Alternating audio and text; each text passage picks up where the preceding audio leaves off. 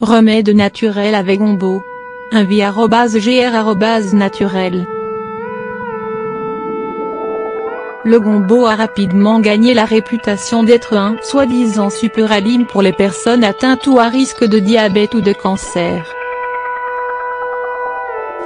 Communément appelé doigt de dame bamia ou bindi ou par ses noms biologiques Abel mochu esculentu et d'hibiscus esculentu, le Gombo est connu pour avoir un effet positif sur le contrôle de la glycémie, parmi de nombreux autres avantages pour la santé. Communément appelé doigt de dame bamia ou bindi ou par ses noms biologiques Abel mochu esculentu et d'hibiscus esculentu, le Gombo est connu pour avoir un effet positif sur le contrôle de la glycémie, parmi de nombreux autres avantages pour la santé. Le Gombo comme un remède naturel pour le diabète. Plusieurs études ont montré que le Gombo peut aider à traiter le diabète. Une étude animale publiée dans le journal de pharmacie et bioalliés sciences a utilisé des rats dont le diabète avait été induit.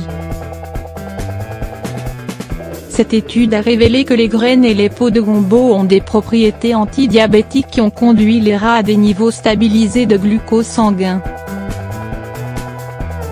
Dans cette étude, les gousses de Gombo ont été trempées dans de l'eau et la solution a été donnée à un groupe de rats, tandis que le groupe témoin a reçu une solution de nacarboxyméthylcellulose, CMC gomme de cellulose, un dérivé de cellulose souvent utilisé comme épaississant. Les résultats ont montré que le Gombo a contribué à réduire l'absorption du glucose et les niveaux de sucre dans le sang a baissé chez les rats. De même, une étude réalisée par une équipe de chercheurs du collège Vishwa-Bharati des sciences pharmaceutiques et publiée dans International Journal of Research in Pharmacy en chimistry a trouvé que l'extrait de Gombo a eu des effets antidiabétiques sur les lapins.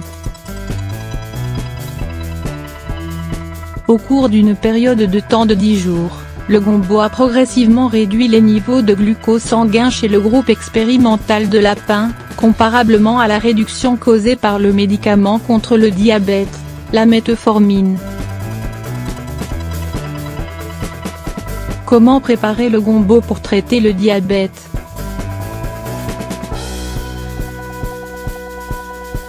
Certaines personnes affirment que l'eau de Gombo, consommée quotidiennement, peut aider à conjurer la maladie du diabète et à rétablir la santé des personnes qui luttent pour garder leur niveau de sucre dans le sang à un niveau normal.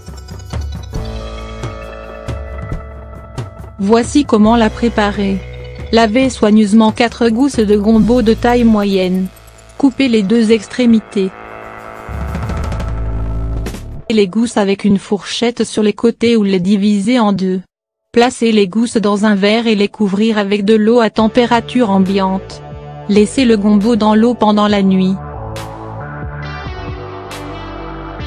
Pressez bien les gousses avant de les retirer de l'eau, pour libérer toute la sève. Jetez les gousses et boire l'eau.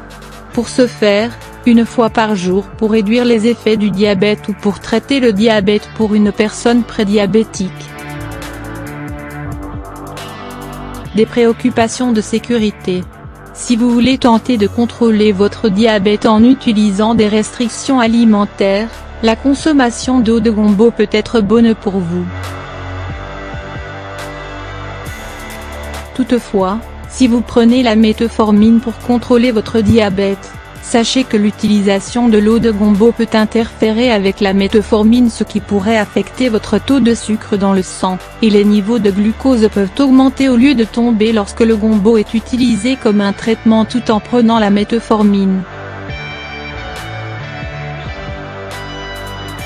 Assurez-vous de consulter votre médecin avant de prendre le Gombo comme un traitement naturel du diabète. Aussi, ne croyez pas que les effets étonnants du Gombo sur les niveaux de sucre dans le sang vont vous permettre de consommer des aliments sucrés et des aliments riches en hydrates de carbone. La gestion du diabète et les traitements alternatifs sains et naturels devraient toujours faire partie d'un mode de vie sain, et ne devraient jamais être utilisés pour consommer de la malbouffe.